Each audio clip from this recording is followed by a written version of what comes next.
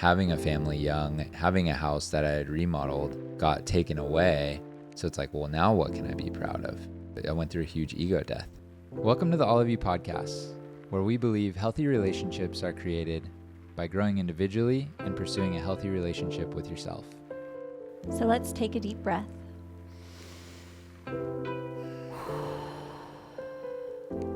Settle in and grow together. All right, I'm in the hot seat today. And it's going to be hot. It's going to be a hot one. Are you ready? I'm ready. Let's go. All right. Well, in order to start, we have to go back about 6 years ago when you were going through a divorce. And I'm going to ask you to paint a picture of what your headspace was like and what your life circumstances were like. So I had a 4 and a 5-year-old, just still getting used to being a dad. And I had 50% custody.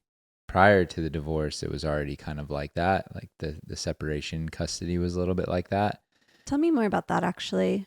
There was like a schedule for quite some time for where it was like certain days you had the girl. It was basically every other day. I was really mentally unwell at that time. I had just gotten promoted at work. Work was going great. I was very focused on work. I was very driven, focused on earning money and making a living, supporting kids and household. And I just finished a remodel. I wouldn't even say finished it, but I finished it to the point where it wasn't dust every day in the house.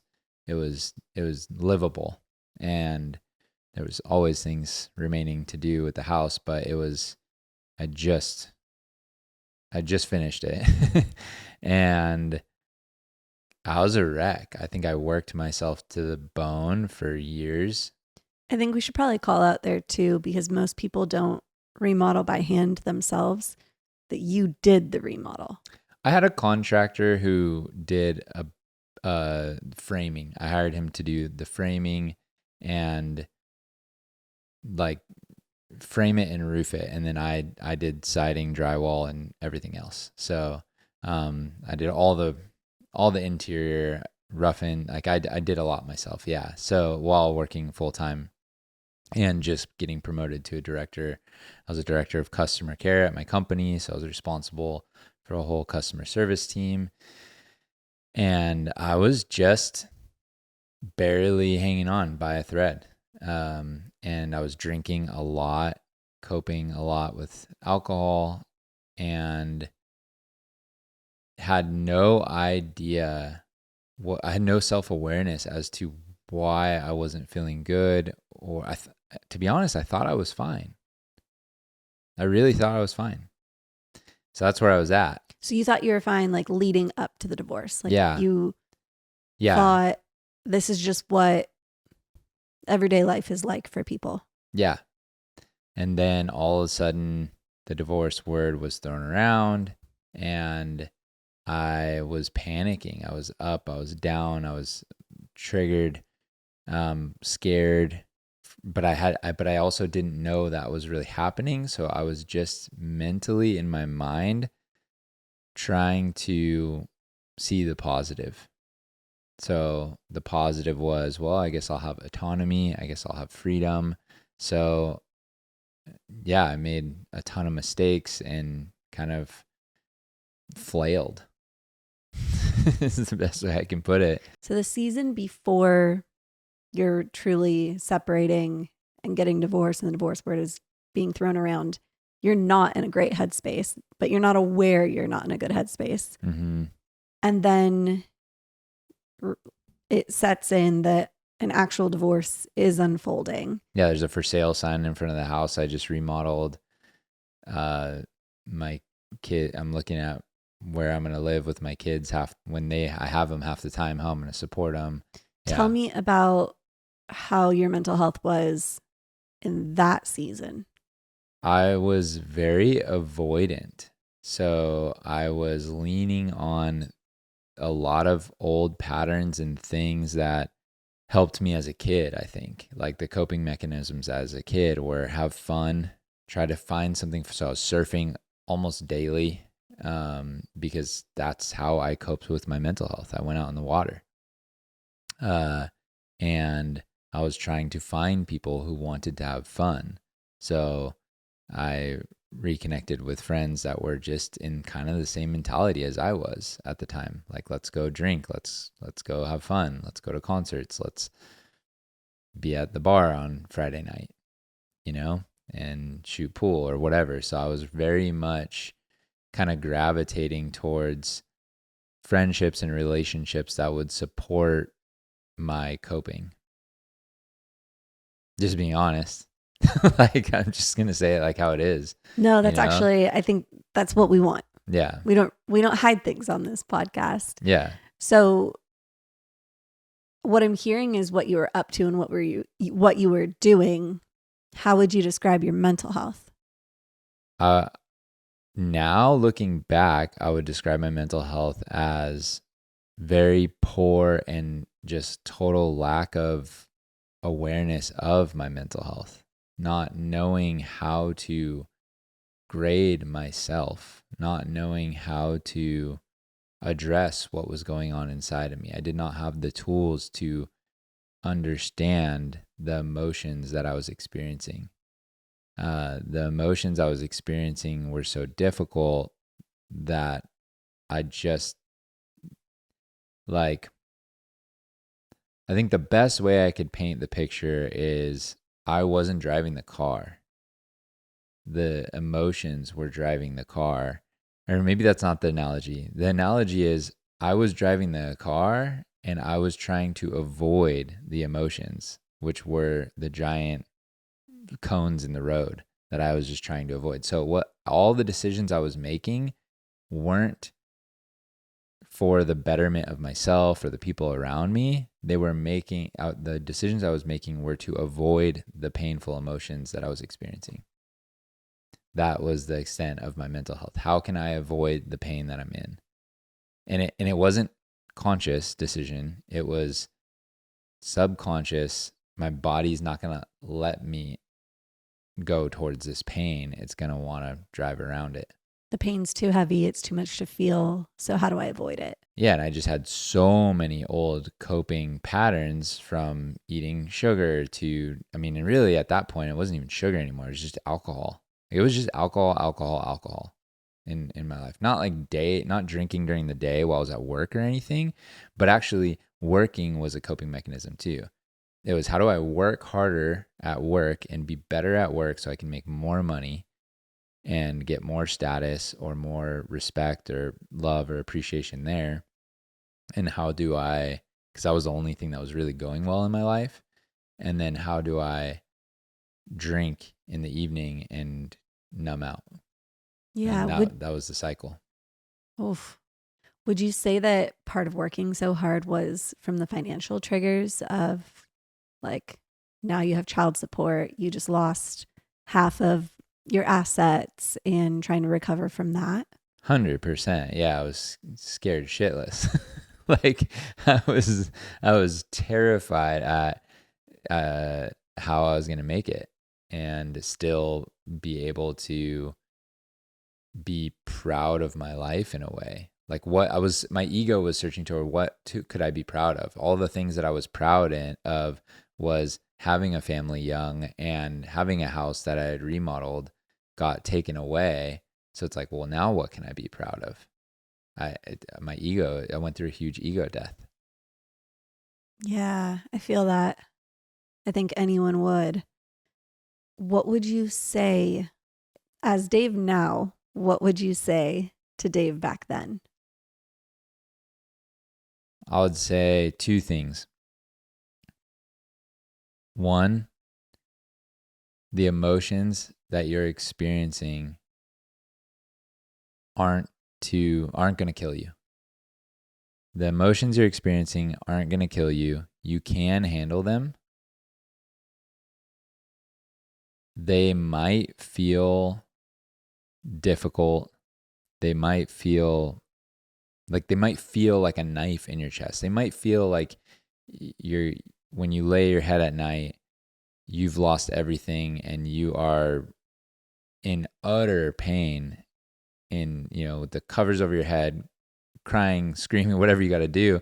But those emotions sometimes, I think for a lot of men that, or anyone who wasn't taught how to handle them or wasn't taught that they're normal, they actually feel like you're going to die.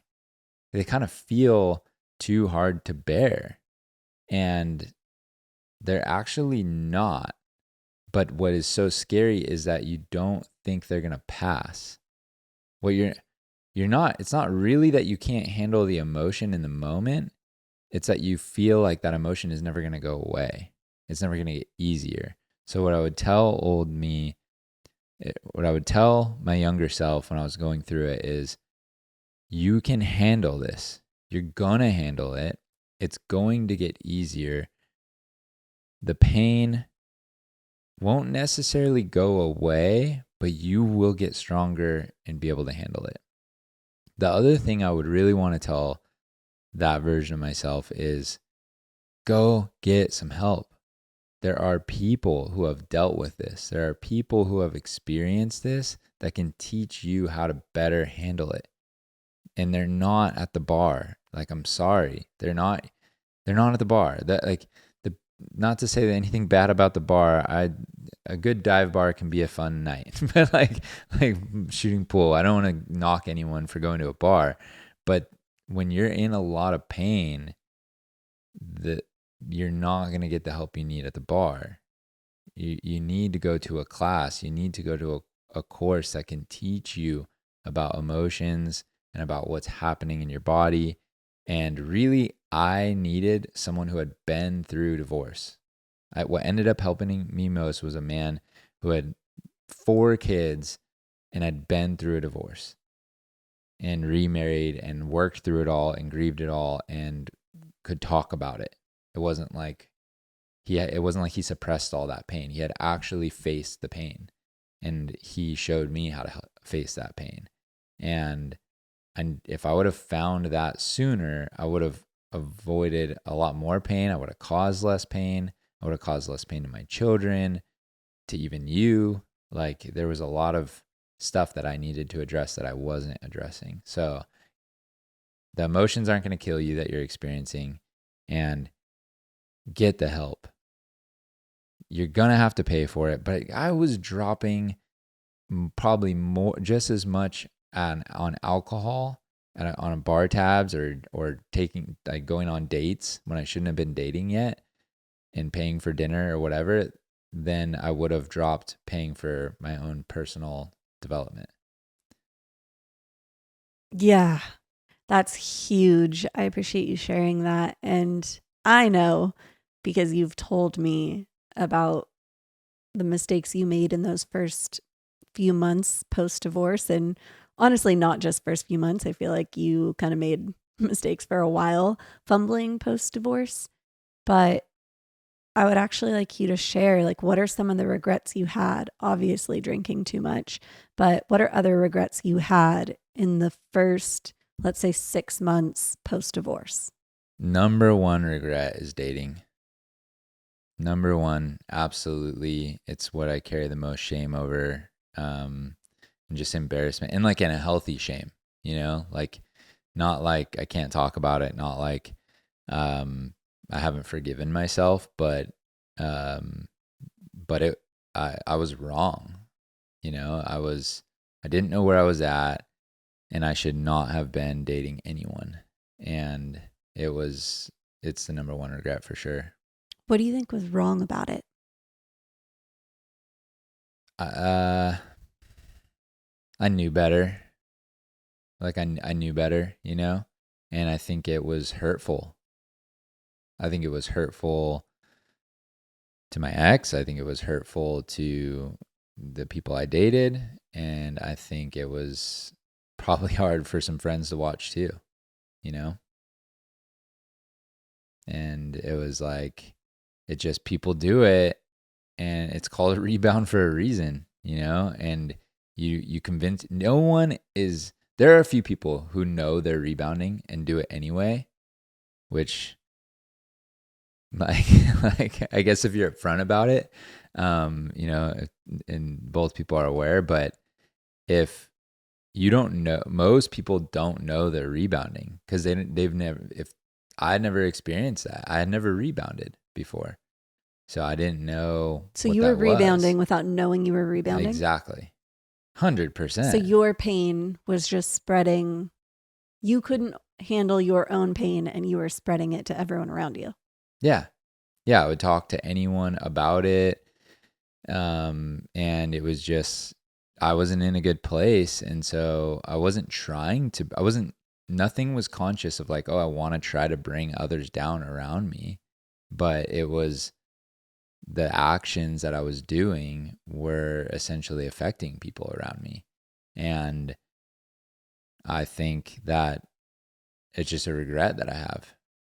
You know, I would love to sit here and tell you that I didn't date for 2 years after the divorce and I spent all that time healing, and I would be really proud of that. But that's just not my story. I made the mistakes, and I tell the men that I work with how it feels to make the mistakes. And you got to live with your mistakes and own them. It just is. Yeah, Yeah. I dated too soon and I was in a lot of pain and I was trying to cope from that pain. That's the flat out truth. It's good that you're honest about that now.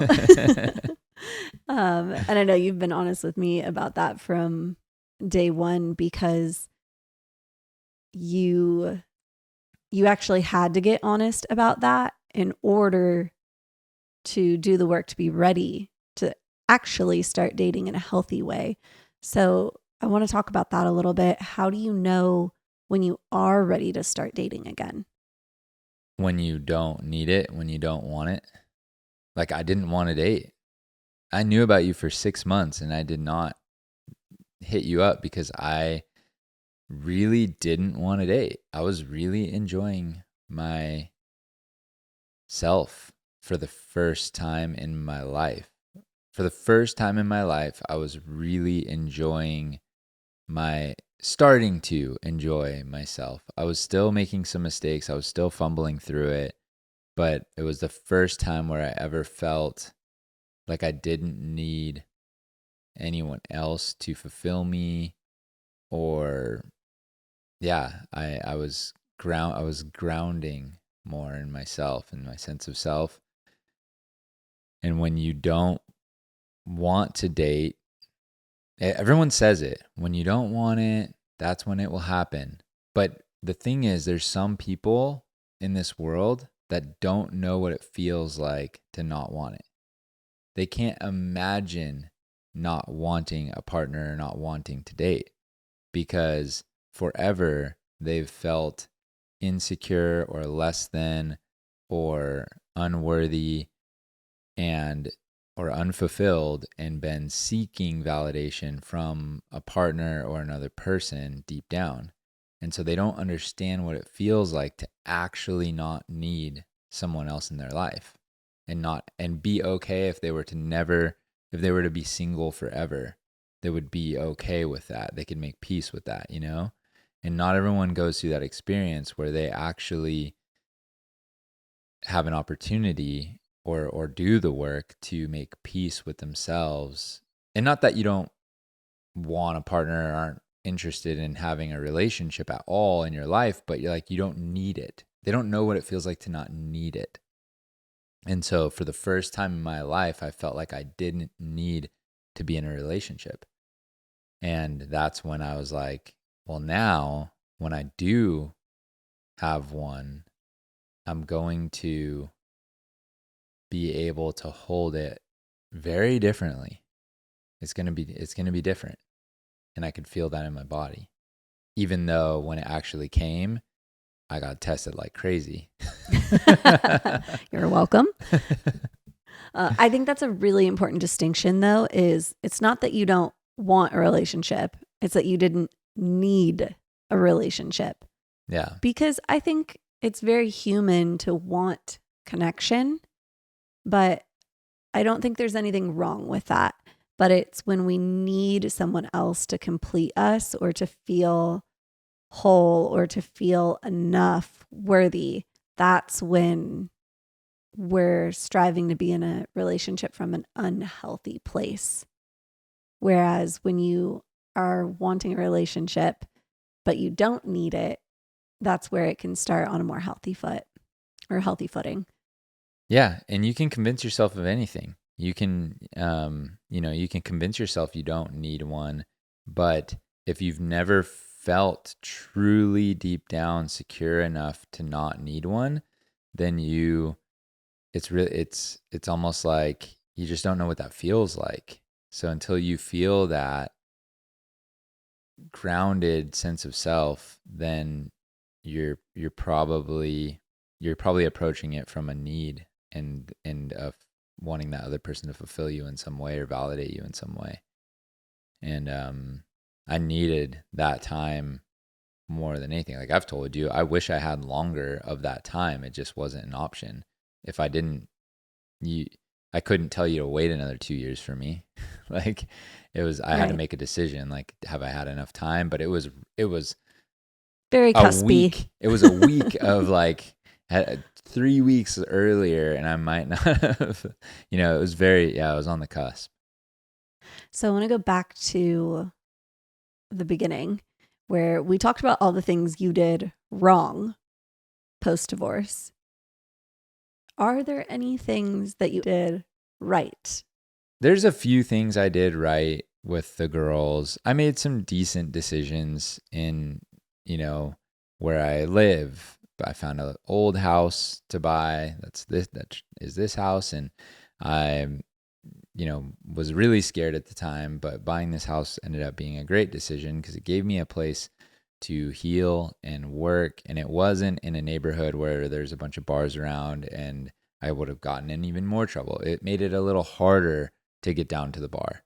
And I think that was good for me, honestly.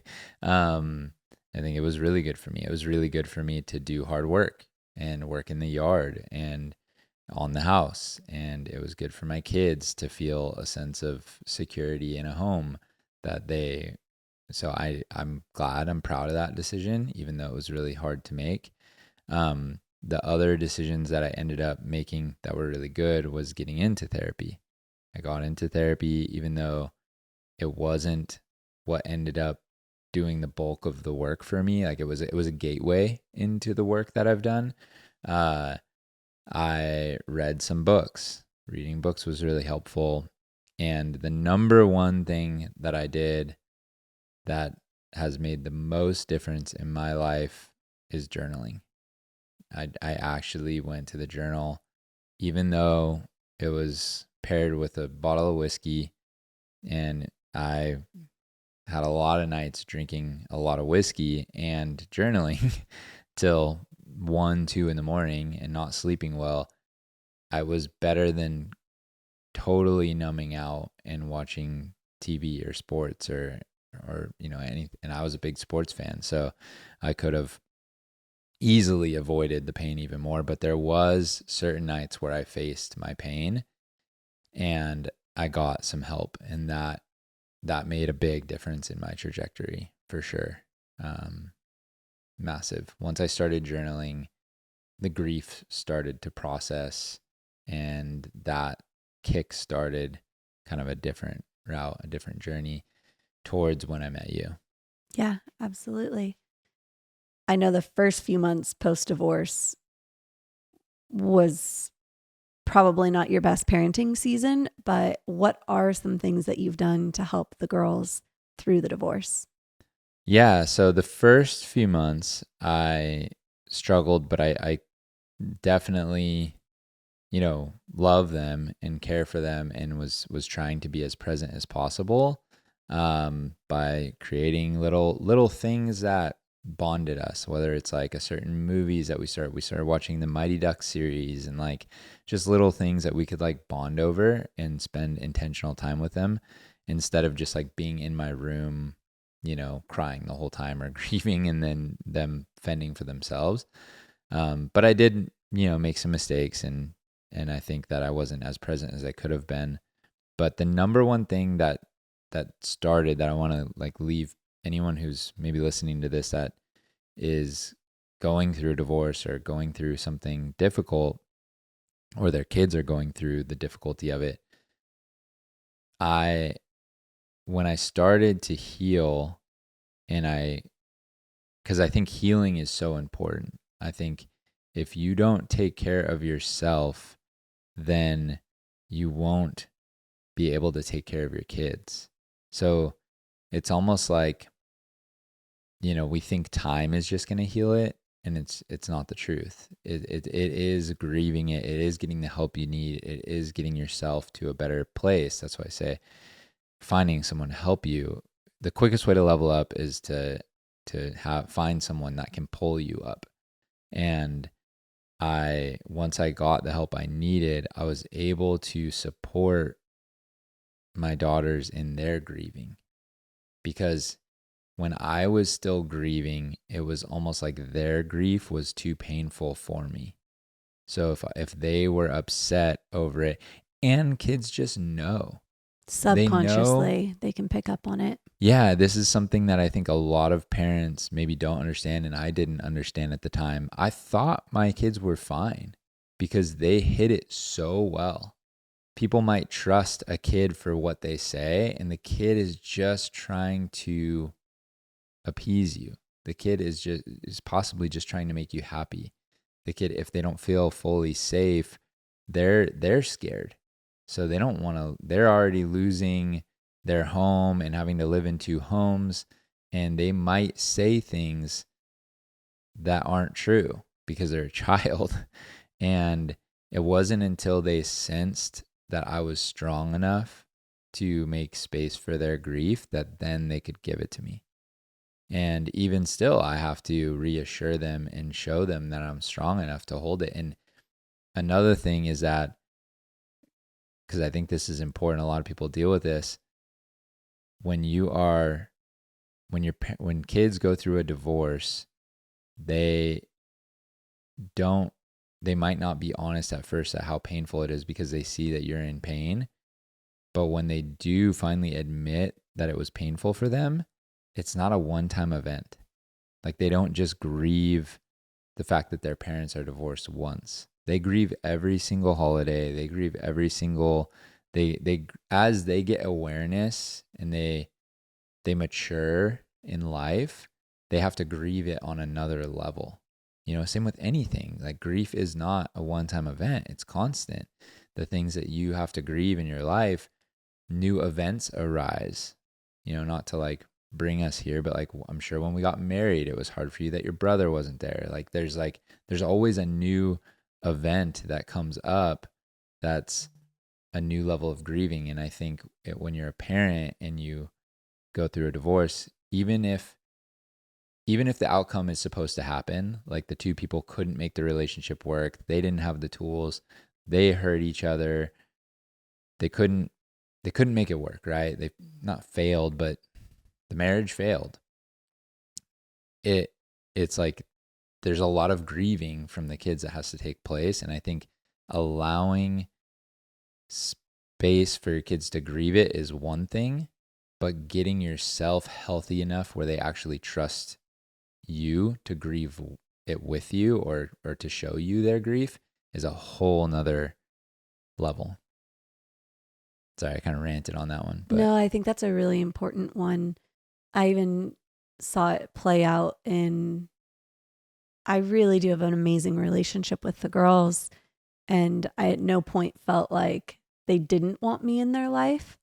But us getting married was also a grief for them, of the thought of my parents getting back together is like officially that dream you almost have to grieve, because as a kid living in two homes, you don't want that.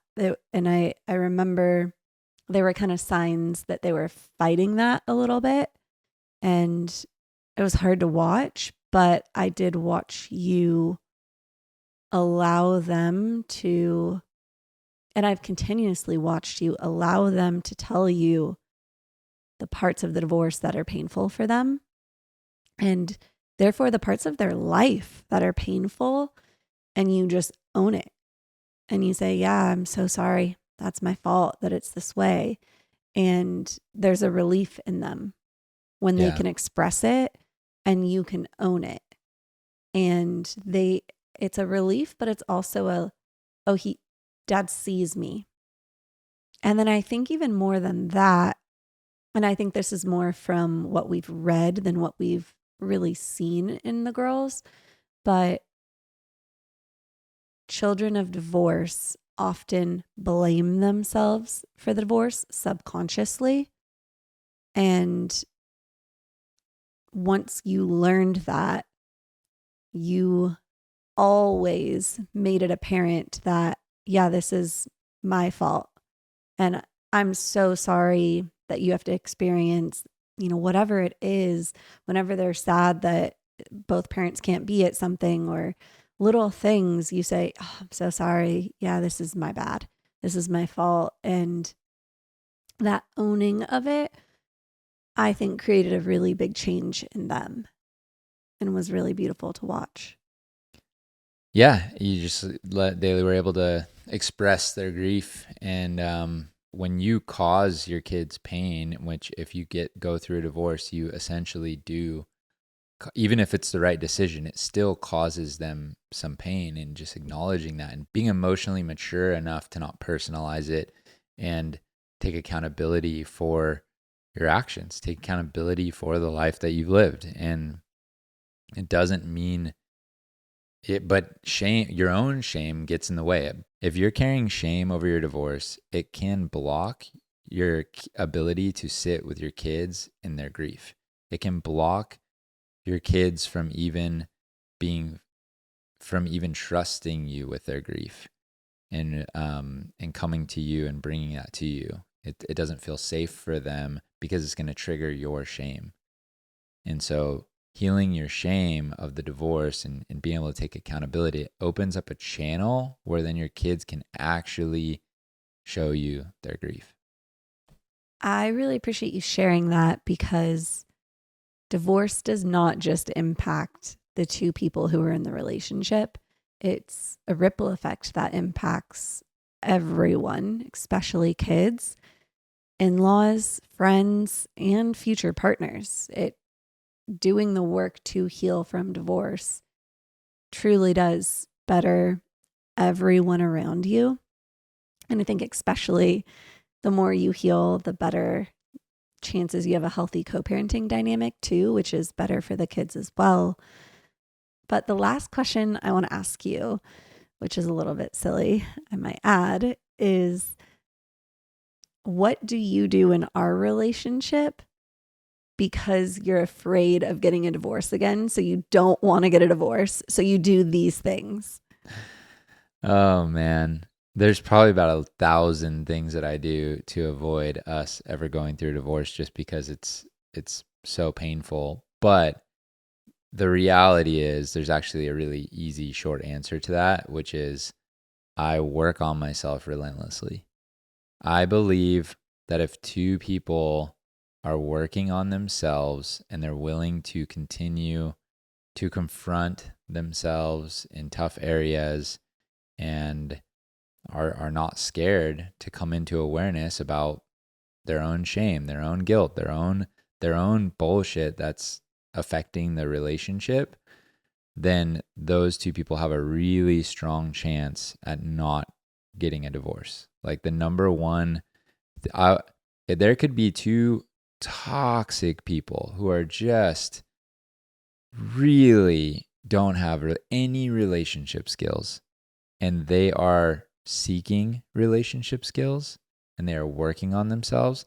And I'll take my odds with those two people over two people that aren't that toxic, pretty well balanced, but don't like to talk about things, don't like to confront it, don't like to work on themselves. They're just trying to have everything be easy and light and fun. And I think if you're willing to work on yourself, and so the short answer is working on myself, like being willing to work on myself relentlessly.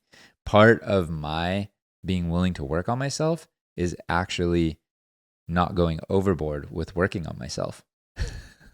Yeah. Like 100%. I have to remember to have fun and be light as well. And that's part of working on myself, is like balancing it all and being able to hear from you what your needs are and all that. So, but if I continue to work on myself and I continue to adapt, continue to change, if you're unhappy, I really don't think you have any doubt that I'm willing to change and mix it up. And I think as long as I'm willing to look at myself and change, you have a partner that's willing to work with you. That's really all you can ask, you know?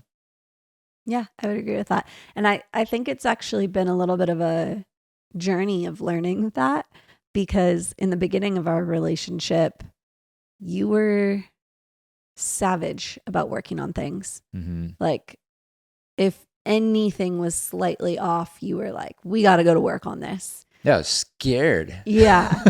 And then I was kind of exhausted by it. And that wasn't healthy either. And we had to come to a place where we realized that a relationship is not a project. Mm-hmm. If we're not just experiencing joy and fun with it all, then it's not worth it. So there's balance of, yeah, work on the relationship always. But remember, working on it isn't the point. The point is to actually enjoy the relationship too. Yeah. And it's really like both of those that are so important. Yeah, you got to balance it. Sometimes you got to go to the beach and eat a burrito.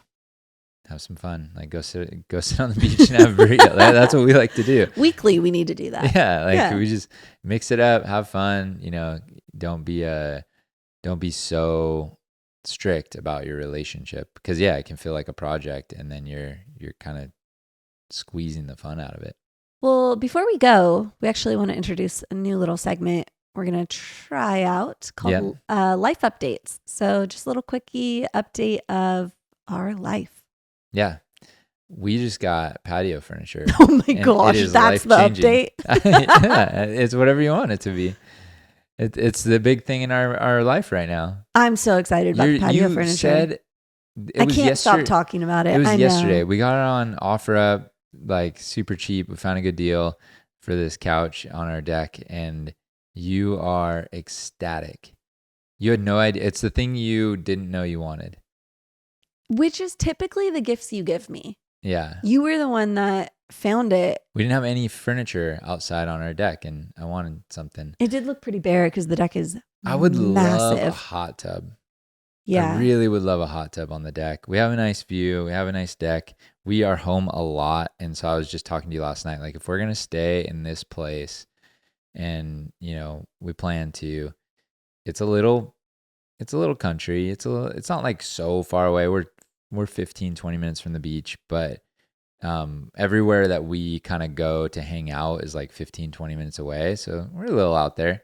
And so if we're going to stay here, like let's make it really enjoyable to live here and get a hot tub or a sauna and try to just, one thing at a time, but one thing at a time. Yeah, Dave. One thing at a time. That is truly the biggest update. And Sage just graduated. Our youngest just graduated 5th grade. I cannot believe that So we officially have 2 junior hires. I can't believe that we just updated patio furniture over Sage promoting. It's not. I wasn't by priority.